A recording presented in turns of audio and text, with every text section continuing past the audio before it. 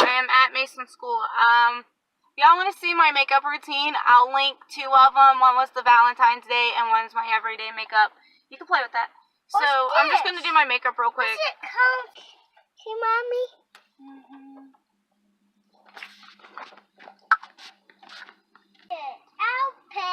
Yeah, it's alcohol. Yeah, guys, look, this is the look I'm doing. I'm doing nude.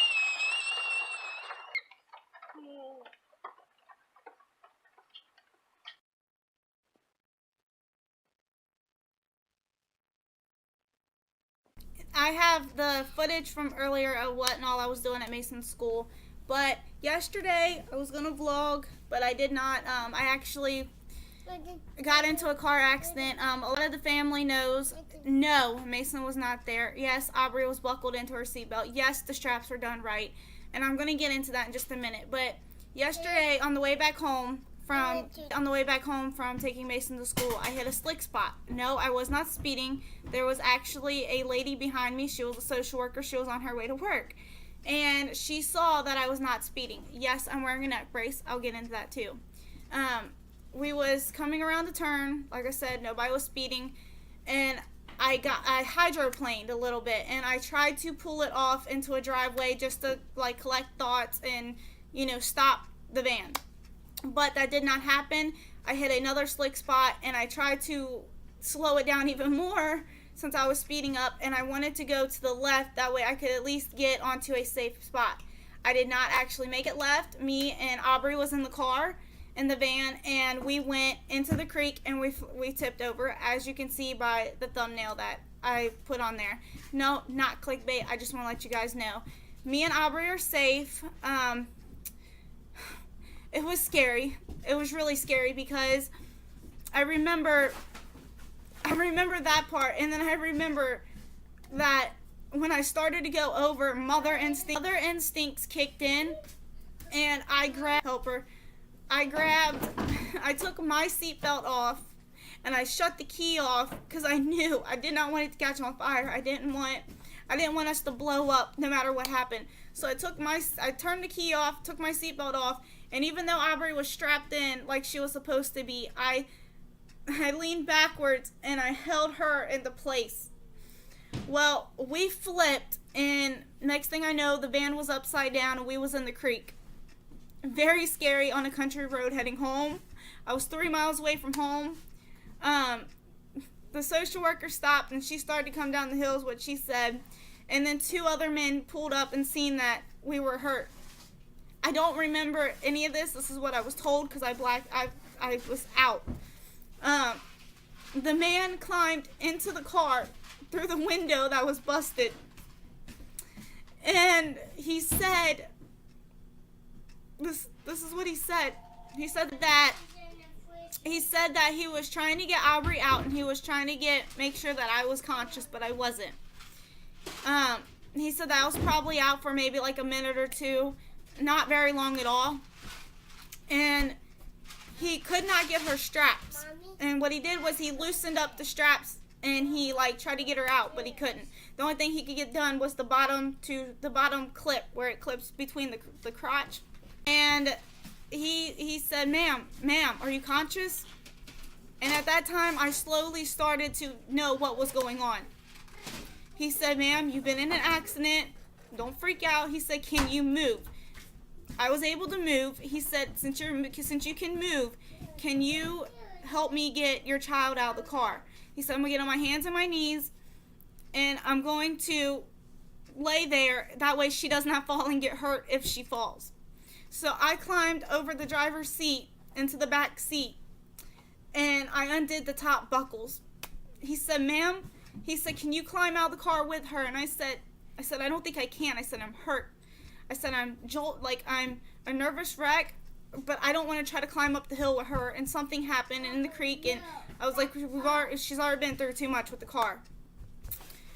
So he grabbed her, and I gave him some blankets and coats. I was not really trapped because I could move, but I couldn't get out of the car. The other man that was with him said, I cannot get this door open, talking about the passenger door to the driver's side. I said, that door opens, and he said, I cannot get any of these doors open. They're closed. Like, I can't get them open.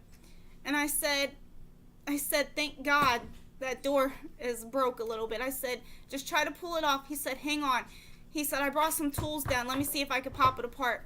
And what he did was he popped that door open, because when it rolled, the door jolted and it went in front of the driver's door to where you couldn't get the driver or passenger open.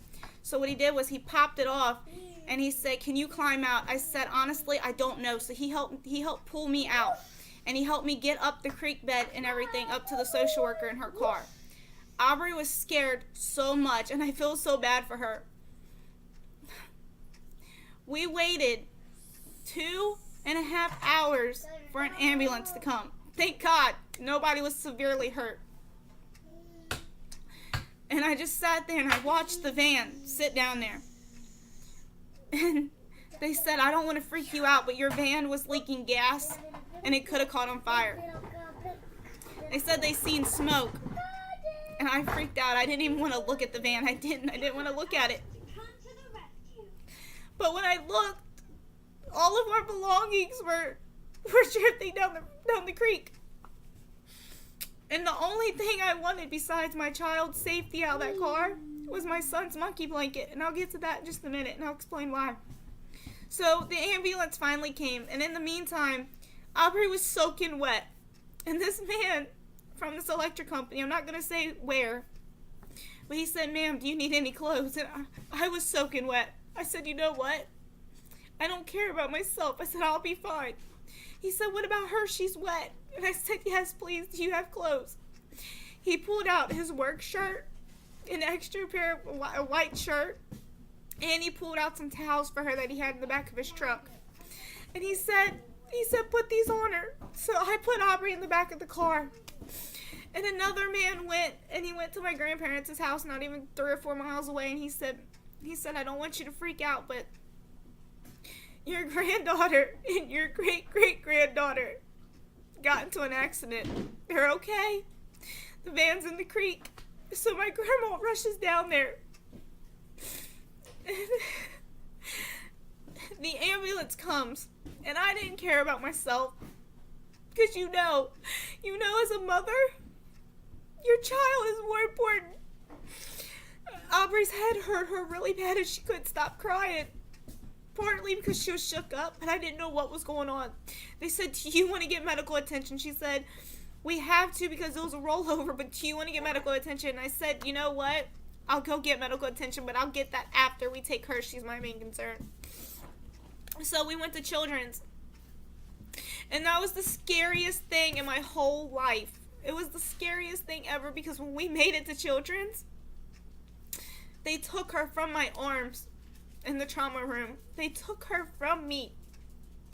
And I couldn't do nothing about it. And they told me I couldn't go in there.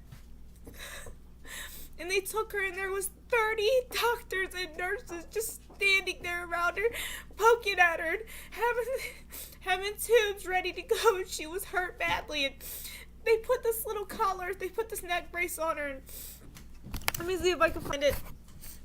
Here's her neck brace that they put on her neck. This little bitty thing on my child's neck. I never experienced anything with my kids like that ever. My very first accident, I wasn't drinking. I wasn't on my phone. I wasn't on drugs. I was driving safe, whether anybody wants to believe it or not. I was driving safe. And anybody that knows me knows I drive safe with the kids in the car. But here, we're sitting there and they say, ma'am, she's okay. Do you want to hold her? And that's when I lost it because I couldn't touch her. I wasn't allowed to be around her. And I started freaking out because she was crying. And then she stopped crying. And I'm like, what is going on with my child? Why? What's going on? And they wouldn't let me around her. I had to sit outside the room. And I'm sitting there and they finally let me hold her.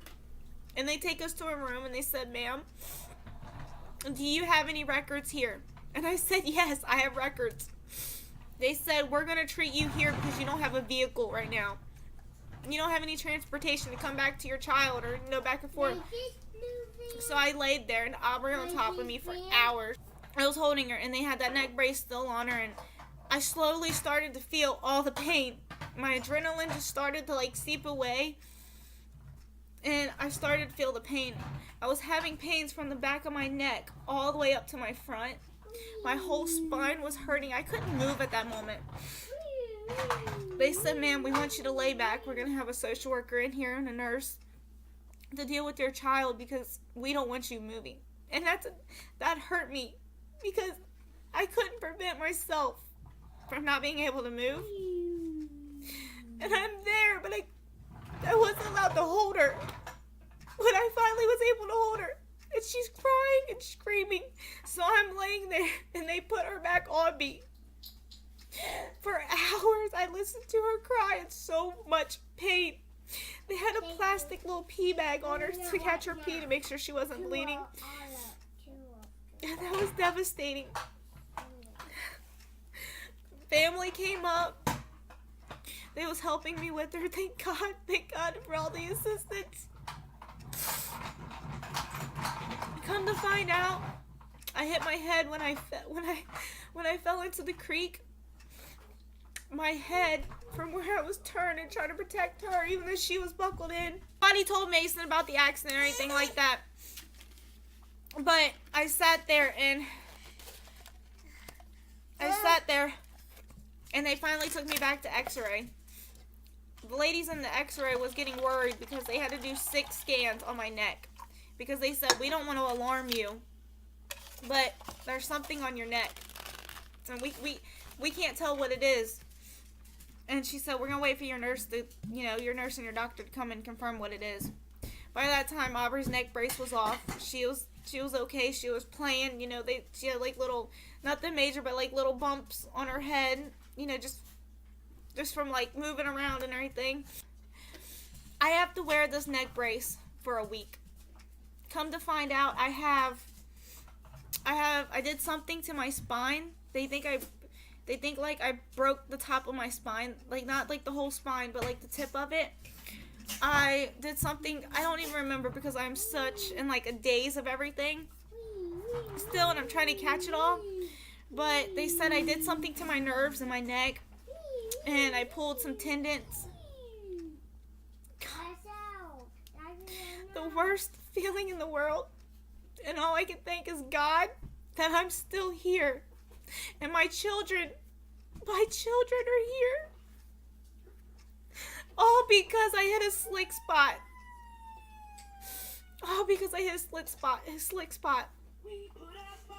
I have to go back with the surgeon. I have to get to see the trauma surgeon next week to see if I still have to wear this or not. I have to sleep with this on, shower with it on. I'm not complaining. I'm just so grateful. The kids' car seats that were in the car, they're folded inwards. Thank God for them car seats. I didn't even make it home yet. We went to Walmart. And I don't mean to put it out there, but somebody was backing up and hit my aunt's car while me and Aubrey was in the car. And that was scary because I just went through an accident. And I was like, no. But it wasn't nothing major, and the old man just drove off in his car. I got the license plate, I told her. We reported it and everything. We get home, and this whole day everybody's asking me, what was the most important thing in that car besides you and your child? And I said, my son's blanket. I said, I saw it floating down the creek, and I want that blanket. I said, I don't know what I would do without that blanket for him. After we went over to the church and we got home, the church is so great. The church I go to is so great. They went out and they bought the kids new car seats last night after the accident because they needed car seats so I could take them to and from school. And they did that. We're on the way back from the church. Me and my aunt pull up in the driveway and we were talking because I was about ready to lose it after that day. I was so ready to lose it. The car was in park. She had her feet off the brake and everything. She got out of the car. I got out of the car. And it was sitting in park for a good while. And I start walking towards the house, and she's not at the driver door. She's at the passenger driver door. and she was getting something out. And the car just starts backing up down the driveway. And right on the other side of the driveway is the creek, or the river, which is like 75, 80 feet deep, not counting the big drop off. And she was like, Destiny, get the car, get the car. And I screamed. I froze. I didn't know what to do. 3 accidents in one day, and I didn't know what to do. Thank God she was okay, and I just drug her by the door, but she jumped out. Her car is okay. There was trees that stopped the car from going over the side. But she sat there and she said, she came in crying. I came in crying. How does a car in park just start going in reverse? Nobody messed with it. Did I want to mess with it? No. She wasn't even around it to mess with it. We was both out of the car when it started going in reverse. That was so scary and I didn't know what to do. Well, her and my grandpa asked me, they said, do you still want that blanket? And I said, yes, I want that blanket. I need that blanket. That is my son's blanket. I need it. That's his comfort blanket. So they went down there to the creek where I rolled. And then, from 8:30 in the morning till 8 o'clock at night, that blanket was probably going to be gone. But it was of God that it wasn't, because my aunt went down there with her flashlight. And she said, I shined that flashlight all over, this bright flashlight, and I could not find it. And this little bitty flashlight, this flashlight right here, you see it? It's not on. You take it out, and it's on. But you know what? You ain't got to believe me on it. This flashlight was stuck, just like this, in the creek out of my van. It was just like this, hanging onto a twig in the river. And she says it was God. She said she saw a little light, and she didn't know where it was coming from. And she said I turned my flashlight off, and I held it by my side. And she said, there this little flashlight was, and she said I was going to grab it, just to grab it because it was yours. But she said when I went to go grab that, there was his blanket, barely hanging on by trees.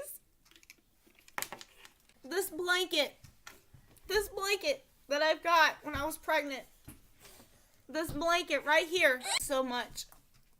When I was pregnant, I'm not going to put my son's whole name out there, I'm not. But this blanket was pregnant. This lady at the thrift store that I was just walking into, going to visit my aunt. I want to drop the can. It's okay, stop. This lady at the thrift store, she came up to me and she said, I went ahead and bought this blanket. God put it on my heart for you to have this blanket. And she said, you're going to have a little boy. You're pregnant with a little boy. I was due in 2 weeks. 2 weeks. She said, you're going to have a little boy. Never met this lady or anything. She said, his name is going to be Mason. And I said, yeah, that's his first name. That's what I had picked out. But I was thinking about that as his middle name. And she said, I want to let you know that he's going to be born. I'm not putting his birthday or nothing out there, but she was right.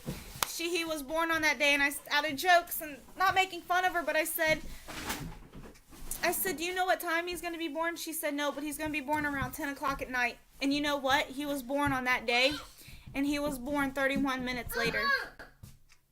That night. She was right. God is real, and I'm not making mockery of it. God saved us so many times yesterday. God was with us that day. Yesterday, he was with us. Then today I find out that the man that towed my car in, and it's lost, so, y'all can say it's bullshit too, just like I do. But he wants me to pay for the towing. I don't have the money for the towing. So he was going to give me a discount on it. But he said, I keep the van. And I said, keep it. I don't want it back. It's totaled. I don't want to look at it. I want my kids' belongings out of it, what's left. Their coats. Their blankets. Just the important stuff. He won't let me get it. He won't let me get the license plate number. Nothing. And then come to find out the officer is giving me 2 tickets. One for the seatbelt. But I'm going to let you know now. I wish I had that witness. I wish I had it. But I have the social worker, and she heard that man say to me up there when I made it to the top with Aubrey. He said, my son has the same car seat. And I couldn't get the straps out really quick. So I pushed the button on the bottom of the car seat to loosen the straps as much as I could to try and pull her out. And that's when you gain conscience to help. That's one of my tickets. I have another ticket. The other ticket's for the tire. As you all know, the tire blew on the van.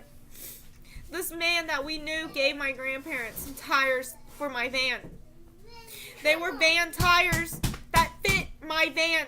As the police officer, he says, I'm ticketing you for having a trailer tire on the van. I'm ticketing you for that. It wasn't a tire trailer. It was a van tire, and I'm getting a ticket for that. What can I do? My children were not in danger except for when the car flipped because of nature, because of the slick where it comes down, and they didn't do anything about it. I mean, I lived here for 8 years. I've lived in this county for 8 years. I know how that road is, and I knew to slow down, and I did. The social worker saw it. She saw everything. She stayed there with me and Aubrey until an ambulance came. We're so alive. God was with us. But thank God. Aubrey, I know it was going to happen, but she's not. Every time I go to put her in the car seat, she screams. Every time we go around a turn, she screams. Every time we apply the brakes, even just slowly, she screams. When we have to apply the brakes to go around a turn, she screams. And it hurts. Because I couldn't stop the vehicle when I tried. My baby. She's scared. She's happy. She's playing. She's fine. Here. That's the fill-in on the video and everything. So that's it.